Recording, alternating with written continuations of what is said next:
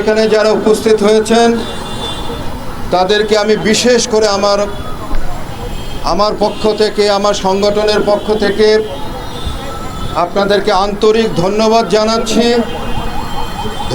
জানাচ্ছি এই জন্যে যে আপনারা সত্যিকার অর্থে আজকে যে সুশৃঙ্খলতার পরিচয় দিয়েছেন।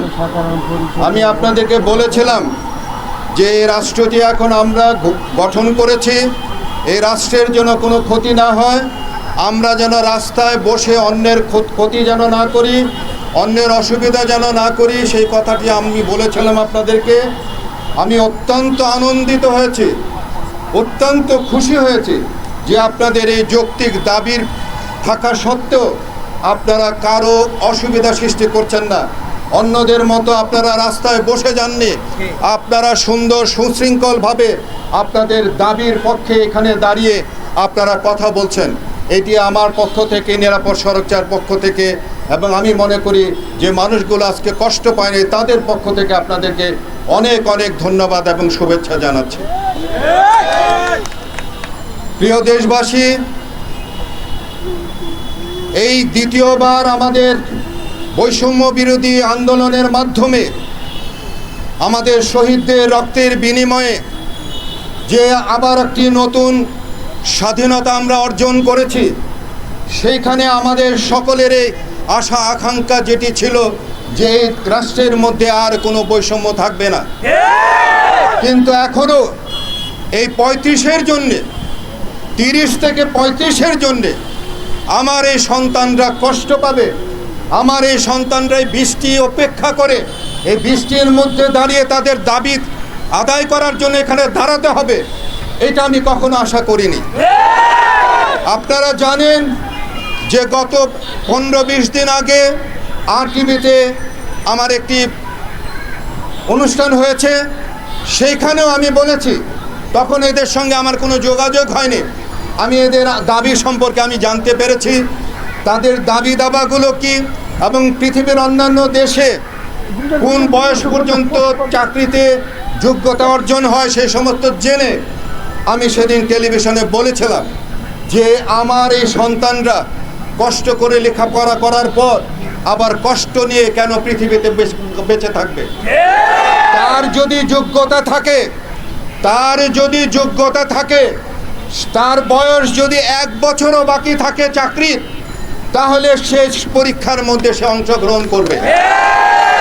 কারণ আমি মনে করি যে একটি ছাত্র তার যোগ্যতা দিয়ে তার চাকরি অর্জন করবে, এবং তারা আজকে আপনারা দেখেছেন তারা কিন্তু এই কথাটি এখানে বলেছে, তারা কারো কাছে চাকরি চায় না, কারো কাছে কোনো দয়া চায় না, কারো কাছে কোনো সহানুভূতি চায় না, তারা চায় তাদের অধিকার।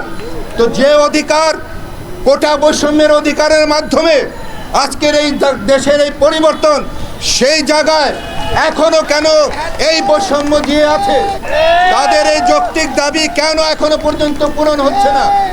আমি উপদেষ্টা মণ্ডলীকে আমি অনুরোধ করব, তারা আজকে যে রাষ্ট্র গঠন করেছে, তারা যে উপদেষ্টা মণ্ডলী দিয়ে যে রাষ্ট্র পরিচালনা করছে, তাদের কাছে আমার জোরালো দাবি, আমি এই ছাত্রদের পক্ষে, এই 35-এর পক্ষে আমি জোরালোভাবে আমি আমার দাবি সপক্ষে আমি আমার কণ্ঠস্বর উচ্চারিত করছি। 35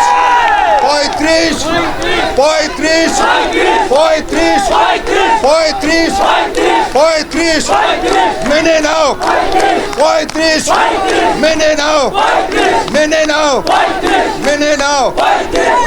আমি আশা করব আপনারা বৈষম্যের মাধ্যমে এই দেশটিকে আজকে এই জায়গায় নিয়ে এসেছেন।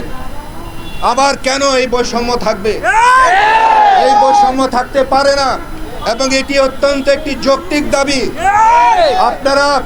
আপনারাও ছাত্র ছিলেন, আপনারাও ছাত্র থেকে আন্দোলন করেছেন। আজকে এই ছাত্রদের প্রতি আপনাদের কেন সহমর্মিতা কেন নেই? আমি এটি আপনাদের কাছ থেকে জানতে চাই।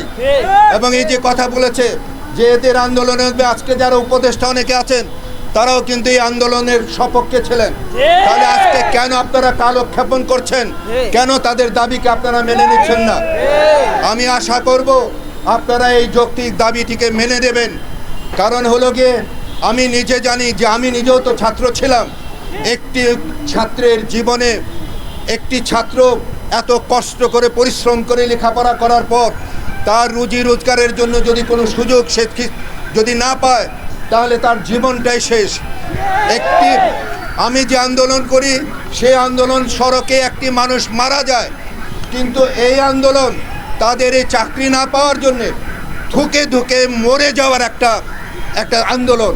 তো আমরা চাই না আমি চাই না যে আমাদের এই সন্তানরা কষ্টর মাধ্যমে দুঃখে দুঃখে তারা মৃত্যুবরণ করুক।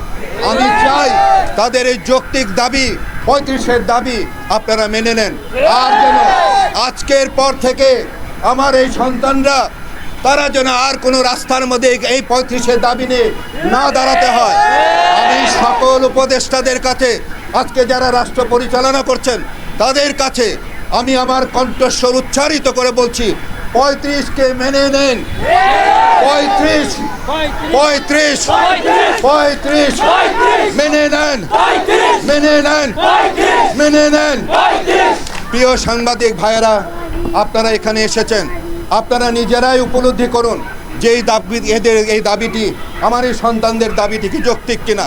যদি আপনারাও এই দাবিটিকে যৌক্তিক মনে করে থাকেন তাহলে আপনাদের এই সাংবাদিকতার মাধ্যমে সারা দেশবাসীকে জানিয়ে দেন এবং উপদেষ্টাদেরকে জানিয়ে দেন, যারা রাষ্ট্র পরিচালনা করছেন তাদেরকে জানিয়ে দেন যে তারা যেন আজকের দিনের পরে যেন আর এইভাবে এই মেঘ বৃষ্টিতে ভিজে এই দাবির জন্য যেন রাস্তা না দাঁড়াতে হয়।